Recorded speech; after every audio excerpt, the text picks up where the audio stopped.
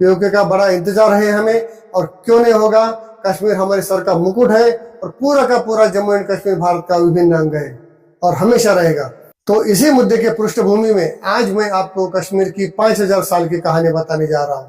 इसमें मैं आपको 3 महत्वपूर्ण मुद्दों के बारे में जानकारी बताऊंगा, जिसमें पहला मुद्दा होगा पीओके, पाक ऑक्युपाइड कश्मीर। दूसरा मुद्दा होगा अनुच्छेद 370 का जन्म कैसे हुआ था। हालांकि 2019 में मोदी सरकार ने इसे स्क्रैप कर दिया है, लेकिन फिर भी उसका जन्म कैसे हुआ ये देखना जरूरी है। और ये दोनों मुद्दे अच्छी तरह से समझने के लिए हमें कश्मीर का प्राचीन इतिहास भी समझना होगा। इसलिए हमारा तीसरा मुद्दा होगा कश्मीर का प्राचीन इतिहास, जम्मू एंड कश्मीर का प्राचीन इतिहास। आखिर कश्मीर कैसा है, कश्मीर का इतिहास क्या है, पीओके क्या है, इस मुद्दे का जन्म कैसे और कब हुआ, इस सारी जानकारी आज के वीडियो में मैं आपको बताऊंगा। नमस्कार दोस्तों, वंदे मातरम, जय हिंद। पीओके या पाक ऑक्युपाइड कश्मीर सिर्फ एक भौगोलिक विवाद नहीं है, बल्कि ये भारत के इतिहास, संस्कृति और करोड़ों भारतीयों की भावनाओं से जुड़ा मुद्दा है। 1947 में जब भारत को आजादी मिली, तब भारतीय रियासतों को भारत में या पाक में विलीन होने या स्वतंत्र रहने का अधिकार था। तो जम्मू एंड कश्मीर के महाराजा हरि सिंह ने भारत के साथ रहने का निर्णय लिया, लेकिन पाकिस्तान को यह फैसला बर्दाश्त नहीं हुआ और उसने कश्मीर पर हमला बोल दिया, अटैक किया। तो काउंटर अटैक में भारत ने भी मुंह तोड़ जवाब दिया। या एक प्रकार से भारत और पाकिस्तान के साथ युद्ध शुरू हुआ। पीओके और अनुच्छेद 370 का जन्म इसी युद्ध के कारण हुआ था। वो कैसे हुआ था ये भी आगे बताऊंगा। तो इस घटना के साथ ही शुरू हुआ एक खूनी संघर्ष, जिसकी कीमत भारत आज तक चुका रहा है। इस घटना को मैं खूनी संघर्ष इसलिए कह रहा हूं क्योंकि कश्मीर का मुद्दा बायलैटरल टॉक से सॉल्व करने के बजाय पाकिस्तान ने हमेशा आतंकवाद का सहारा लिया। हालांकि कश्मीर का मुद्दा बायलैटरल टॉक से सॉल्व करने का भी कोई सवाल नहीं पैदा होता, क्योंकि कश्मीर भारत का है और वो भारत का ही रहेगा। तो पाक पुरस्कृत इस आतंकवाद के कारण अब तक भारत के हजारों बेगुनाह नागरिकों की मौत हो चुकी है, हमारे कई जवान शहीद हो चुके हैं। तो चलिए शुरुआत करते हैं जम्मू एंड कश्मीर के प्राचीन इतिहास से, ताकि हमें पता चले कि जम्मू कश्मीर हमारे लिए क्यों महत्वपूर्ण है। पीओके और अनुच्छेद 370 के बारे में हम तभी समझ पाएंगे जब हमें कश्मीर की एटलीस्ट समराइज्ड हिस्ट्री पता हो। तो पहले बात करते हैं जम्मू के इतिहास की। वैसे तो जम्मू के बारे में बहुत ही कम जानकारी उपलब्ध है, लेकिन जितने भी जानकारी उपलब्ध है उससे पता चलता है कि जम्मू शहर की स्थापना मूल रूप से राजा जम्बू लोचन ने की थी, जो 14वीं सदी ईसा पूर्व में जम्मू क्षेत्र में राज करते थे, यानी कि आज से करीब 3400 साल पहले। शायद राजा जम्बू लोचन के नाम पर ही इस शहर का नाम जम्मू पड़ा है। ये जो जम्मू शहर है वो तावी नदी के किनारे पर बसा हुआ है, लेकिन अगर जम्मू क्षेत्र की बात की जाए तो यह एक बड़े मैदानी भाग है और उसका विस्तार उत्तर में पीर पंजल पर्वतों तक फैला हुआ है, जिसमें छोटी छोटी पहाड़ियां भी हैं और शिवालिक जैसी पर्वतमालाएं भी हैं। आधुनिक काल में 1808 के दौरान जम्मू पर सुकरचकिया मिसल के स्थानीय सिख समुदाय का शासन चल रहा था। 18वीं सदी में सिख समुदाय के संप्रभु राज्यों को मिसल कहते थे और उस समय सिख समुदाय 12 मिसलों में बटा हुआ था। हर एक मिसल की अपनी अपनी एक पहचान होती थी, उनके नाम पर, उनके लीडर्स पर और उनके टेरिटरी के आधार पर। तो साल 1808 में पंजाब के सिख शासक महाराजा हरि सिंह ने जम्मू और आसपास के क्षेत्र पर अधिकार कर लिया और अपने साम्राज्य में मिला लिया और गुलाब सिंह को जम्मू का लेफ्टिनेंट बना दिया। गुलाब सिंह महाराजा रंजीत सिंह के लाहौर दरबार के एक अधिकारी थे, किशोर सिंह डोगरा उनके बेटे थे। आगे चलकर हम कश्मीर के जिस महाराजा हरि सिंह की बात करेंगे वो इसी गुलाब सिंह डोगरा के तीसरे उत्तराधिकारी है। फिर कुछ समय बाद 1819 में कश्मीर पर शासन करने वाले अफगान दुरानियों से महाराजा रंजीत सिंह ने कश्मीर भी छीन लिया और उसका नियंत्रण भी गुलाब सिंह को सौंप दिया। साल 1839 में महाराजा रंजीत सिंह की मौत के बाद मार्च 1946 में अंग्रेजों के साथ की गई अमृतसर के संधि के तहत अंग्रेजों ने गुलाब सिंह को जम्मू कश्मीर का स्वतंत्र राज्य घोषित किया और इसी के साथ जम्मू कश्मीर में डोगरा राजपूत वंश की स्थापना हुई। ये तो हुआ जम्मू का इतिहास। अब बात करते हैं कश्मीर के इतिहास के। कश्मीर का इतिहास बहुत ही लंबा और रोचक रहा है। कहते हैं कि भारत में स्वर्ग अगर कहीं पर है तो वो कश्मीर में है, कश्मीर घाटी में। कश्मीर का पुराना नाम कश्मीरा था। कश्मीरा का अर्थ है पानी से सूखी भूमि। इसमें का मतलब है पानी और शिमरी का मतलब है सूखना।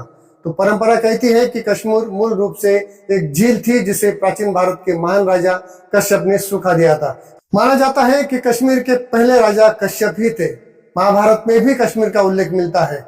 इसका सबसे बड़ा प्रमाण कल्हण द्वारा लिखित राज तरंगिणी ग्रंथ में मिलता है।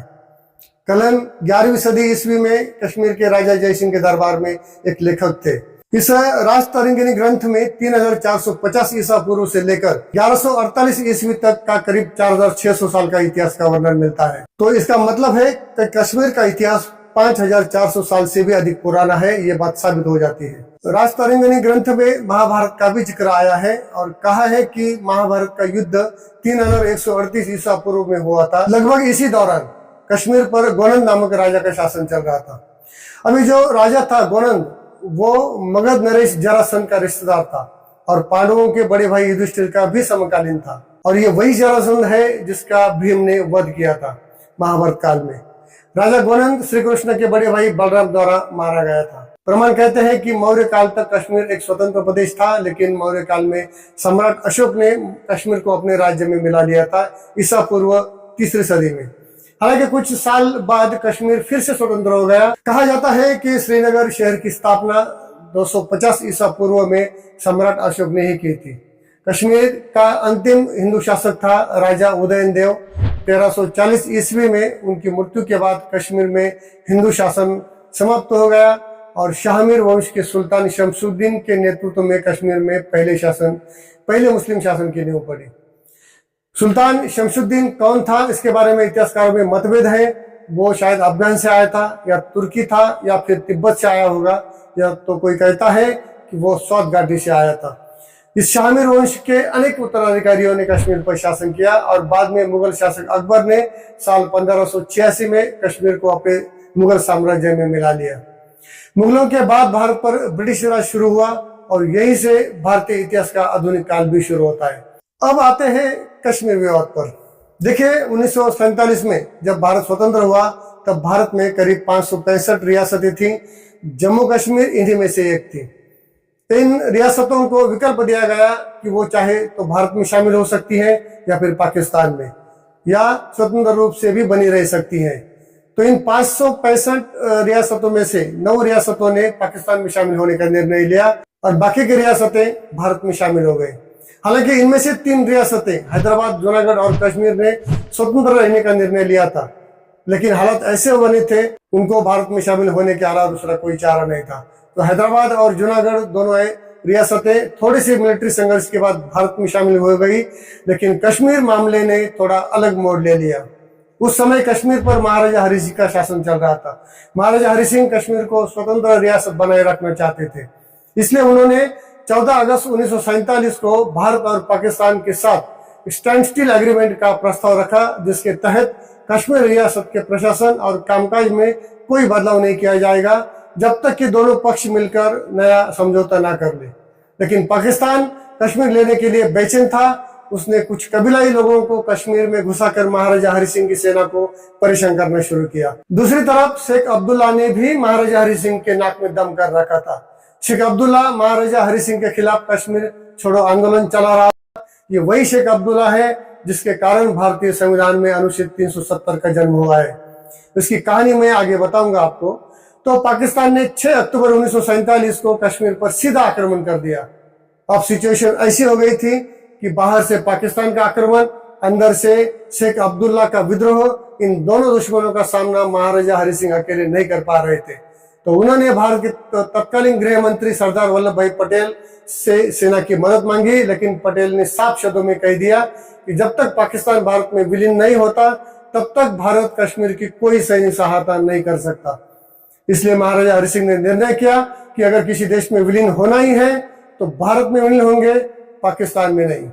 तो उन्होंने पटेल साहब की बात मान ली और 26 अक्टूबर 1947 को the instrument of accession agreement बनाया गया, जिसके तहत कश्मीर भारत में विलीन होना था। इस एग्रीमेंट में कुछ शर्तें भी रखी गई थी कि कश्मीर को विशेष राज्य का दर्जा मिलना चाहिए। डिफेंस, एक्सटर्नल अफेयर्स और कम्युनिकेशंस जैसे विषयों को छोड़कर बाकी के सारे विषय जम्मू कश्मीर राज्य के अधिकार में होंगे। केंद्र सरकार उसमें कोई दखल अंदाजी नहीं करेगा। तो कहा जाता है कि ऐसी शर्त रखने के पीछे का दिमाग शेख अब्दुल्ला का ही था और ये शर्तें इसलिए मान ली गई थी क्योंकि शेख अब्दुल्ला और पंडित नेहरू के बीच गहरी दोस्ती थी। खैर, वो भी एक अलग मुद्दा है, दिलचस्प कहानी है जिस पर मैं फिर कभी बात करूंगा। तो दोनों तरफ से एग्रीमेंट की शर्तें मान ली गई थी और सहमति होने के बाद आखिर 26 अक्टूबर 1947 को द इंस्ट्रूमेंट ऑफ एक्सेशन पर हस्ताक्षर हो गए और जम्मू कश्मीर आधिकारिक तौर पर भारत में विलीन हो गया। लेकिन इस एग्रीमेंट पर हस्ताक्षर करने में थोड़ी देरी हो गई थी चर्चा के कारण, और इस गैप का फायदा उठाकर उधर पाकिस्तान ने आधे कश्मीर पर कब्जा कर लिया था। तो जैसे ही इंस्ट्रूमेंट ऑफ एक्सेशन पर साइन हो गए तो भारत सरकार ने तुरंत कश्मीर में सेना भेजी और पाकिस्तान के खिलाफ जंग छेड़ दी। दोनों देशों के बीच युद्ध छिड़ गया और ये युद्ध तब तक चला जब तक 31 दिसंबर 1948 को संयुक्त राष्ट्र से युद्धबंदी की घोषणा नहीं हुई, क्योंकि जवाहरलाल नेहरू इस मुद्दे को संयुक्त राष्ट्र में लेके गए थे, जहां संयुक्त राष्ट्र ने दोनों देशों को तत्काल युद्ध विराम करने के लिए कहा। जिस दिन युद्ध विराम हुआ उसी दिन दोनों देशों की सेनाएं जिस जगह पर खड़ी थी वही नियंत्रण रेखा मानी गई, आज जिसे हम LOC कहते हैं, लाइन ऑफ कंट्रोल।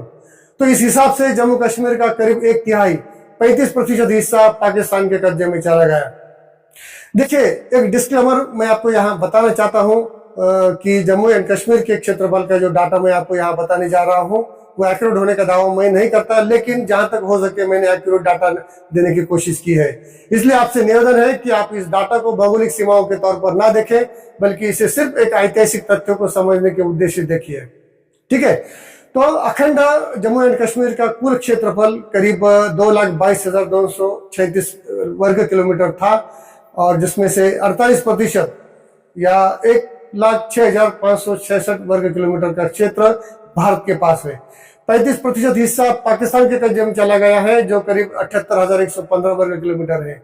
हालांकि इसमें से भी 5,180 वर्ग किलोमीटर का क्षेत्र जो सिक्किम वैली के नाम से जाना जाता है, 1963 में उसने चीन को दे दिया है, और बचा हुआ 17% या 37,555 वर्ग किलोमीटर का क्षेत्र चीन ने हड़प लिया है। और ये वही क्षेत्र है जिसे हम अक्साई चीन कहते हैं। और इस क्षेत्र पर अक्साई चीन पर चीन का 1962 के युद्ध के दौरान कब्जा हुआ था। हालांकि अक्साई चीन के क्षेत्र पर 1950 से ही चाइना की नजर थी, लेकिन 1962 का युद्ध तो केवल उसका डायरेक्ट एक्शन डे था। इस क्षेत्र पर कब्जा पाने के उद्देश्य से ही चाइना ने भारत पर आक्रमण किया था 1962 में। और ये बात चीन के नेता माओ ने बताई है कि हमें जो चाहिए था वो हमें मिल गया है, यानी कि हमें अक्साई चीन मिल गया है, इसलिए हम युद्ध रोक रहे हैं, और युद्ध बंद हो गया। कहते हैं कि कश्मीर का मुद्दा यूएन में ले जाना, संयुक्त राष्ट्र में ले जाना जवाहरलाल नेहरू की सबसे बड़ी गलती थी, क्योंकि पीओके और अनुच्छेद 370 का जंग इसी गलती के कारण हुआ है। वो कैसे, आइए समझते हैं। भारत ने जम्मू कश्मीर के मुद्दे को संयुक्त राष्ट्र में यह सोचकर उठाया था कि यूएन जैसी वैश्विक संस्था कश्मीर मुद्दे पर भारत के साथ खड़ी होगी, लेकिन ऐसा हुआ नहीं। संयुक्त राष्ट्र ने कश्मीर विवाद को एक अंतर्राष्ट्रीय विवाद करार दे दिया और इस विवाद के समाधान के लिए कश्मीर में जनमत संग्रह कराने की बात की। यह भारत के लिए एक बहुत बड़ा झटका था, इसलिए भारत ने अपना प्रस्ताव वापस लेना चाहा, लेकिन भारत ऐसा नहीं कर सका। और तब भारत ने शेख अब्दुल्ला की मदद से मामले को संभालने की कोशिश की, और इसके बदले इसी समय शेख अब्दुल्ला ने भारतीय संविधान के अनुच्छेद 370 की कहानी लिखी। संयुक्त राष्ट्र में कश्मीर मामला सुलझाने के बदले में शेख अब्दुल्ला ने भारतीय संविधान में अनुच्छेद 370 का प्रावधान कराने का आग्रह किया। बाद में शेख अब्दुल्ला पर जब देशद्रोह के आरोप होने लगे, शेख अब्दुल्ला कश्मीर को एक अलग देश बनाना, और ये आर्टिकल 370 के कारण ही हुआ था। इसलिए सरदार वल्लभ भाई पटेल और गोपाल स्वामी अयंगार ने अनुच्छेद 370 का कड़ा विरोध करना शुरू किया। हालांकि बाद में देशद्रोह के आरोप में शेख अब्दुल्ला को 11 साल की सजा भी हुई थी, वो 11 साल जेल में थे। खैर, तो शेख अब्दुल्ला का अनुच्छेद 370 का प्रस्ताव नेहरू ने मान लिया, और जुलाई 1949 में शेख अब्दुल्ला, मिर्जा अफजल बेग, मोतीराम बागड़ा और मसूदी, इन 4 लोगों को संविधान सभा का सदस्य बनाया गया। अनुच्छेद 370 का ड्राफ्ट शेख अब्दुल्ला ने ही तैयार किया था, जिसे 1949 में भारत के संविधान में अस्थायी तौर पर जोड़ा गया। इसी अनुच्छेद 370 के तहत जम्मू कश्मीर को विशेष राज्य का दर्जा मिल गया था। 1950 में जब भारत का संविधान लागू हुआ, तब अनुच्छेद 1 के तहत, हमारे संविधान के अनुच्छेद 1 के तहत जम्मू कश्मीर को भले ही भारत का एक राज्य घोषित किया गया हो, लेकिन कश्मीर को अनुच्छेद 370 के तहत अपना स्वतंत्र प्रधानमंत्री और स्वतंत्र संविधान चुनने का अधिकार मिल गया था। 1951 में जम्मू कश्मीर की संविधान सभा का गठन हुआ। इस सभा ने जम्मू कश्मीर के लिए एक स्वतंत्र संविधान बनाया, और इस स्वतंत्र संविधान को 1957 में जम्मू कश्मीर में लागू कर दिया।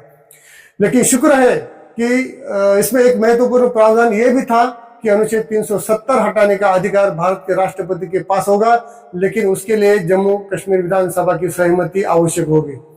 आपको याद होगा कि केंद्र की बीजेपी सरकार ने 2019 में संविधान के दायरे में रहकर अनुच्छेद 370 को कैसे हटाया था। बीजेपी ने पहले महबूबा मुफ्ती की पार्टी पीडीपी को अपना समर्थन देकर जम्मू कश्मीर में सरकार बनाई, फिर कुछ महीने बाद अपना समर्थन वापस लेकर सरकार गिरा दी और वहां पर राष्ट्रपति शासन लागू कर दिया। तो भारतीय संविधान के तहत अब जम्मू कश्मीर विधानसभा के अधिकार राष्ट्रपति के पास चले गए और इसी अधिकार का इस्तेमाल करते हुए 2019 में केंद्र सरकार ने अनुच्छेद 370 को हमेशा हमेशा के लिए कचरे के डिब्बे में डाल दिया। यह था पीओके और अनुच्छेद 370 का इतिहास। अब पाकिस्तान चाहता है कि भारत के पास कश्मीर का जो 48% हिस्सा है वो भी पाकिस्तान को मिले, लेकिन पाकिस्तान को उसके हिस्से वाला कश्मीर संभालने की औकात नहीं और वो भारत के हिस्से का कश्मीर लेने की बात कर रहा है। वो खुद का घर नहीं संभाल पा रहा है। उधर बलूचिस्तान में, उधर खैबर पख्तूनख्वा में पीओके में लोग उसके खिलाफ आंदोलन कर रहे हैं और वो हमारे कश्मीर लेने की बात कर रहा है। कुल मिलाकर पाकिस्तान आज टुकड़े टुकड़े होने के कगार पर खड़ा है, लेकिन उसे भारत के हिस्से का भी कश्मीर चाहिए। कोई इतना बेगर्द कैसे हो सकता है। खैर, तो पीओके में बनाए गए आतंकवादी ठिकाने और घुसपैठ की गतिविधियां भारतीय सुरक्षा के लिए एक बड़ी चुनौती बन चुकी है। पाकिस्तान का दावा है कि यह क्षेत्र आजाद कश्मीर है, लेकिन सच तो यह है कि इसे पूरी तरह से इस्लामाबाद से नियंत्रित किया जाता है। लेकिन भारत ने हमेशा साफ तौर पर कहा है कि पूरा का पूरा जम्मू एंड कश्मीर भारत का अभिन्न हिस्सा है। 2019 में अनुच्छेद 370 को हटाकर भारत ने कड़ा संदेश दिया कि वह अपने संप्रभु क्षेत्र पर कोई समझौता करने के लिए तैयार नहीं। दोस्तों, पीओके सिर्फ एक जमीन का टुकड़ा नहीं है, ये हमारे उन पूर्वजों की भूमि है जिन्होंने इस देश को बनाने के लिए अपने खून पसीने की आहुति दी है। कश्मीर का मुद्दा भारत के लिए केवल एक विवाद नहीं है, बल्कि ये भारतीयों की भावनाओं, पहचान और इतिहास का हिस्सा है, भारतीय इतिहास का हिस्सा है। कश्मीर भारत का स्वर्ग है, लेकिन वो सिर्फ आधा ही है, बाकी का आधा उस आतंकिस्तान में पड़ा हुआ है। लेकिन यकीन मानिए, जिस तरह से मोदी सरकार बड़े और कड़े फैसले ले रही है और अभी तो हालात बहुत ही गर्म है, युद्ध का माहौल है, तो उसे देखकर यही लगता है कि ये आधा स्वर्ग उधर जो पड़ा है वो जल्दी पूरा स्वर्ग बन जाएगा जो भारत में होगा। आपके क्या विचार है कमेंट में जरूर बताएं। अगर यह वीडियो आपको पसंद आया हो तो लाइक करिए, वीडियो को शेयर करें और चैनल को सब्सक्राइब करना ना भूलें। आपका बहुत बहुत धन्यवाद। वंदे मातरम। जय हिंद।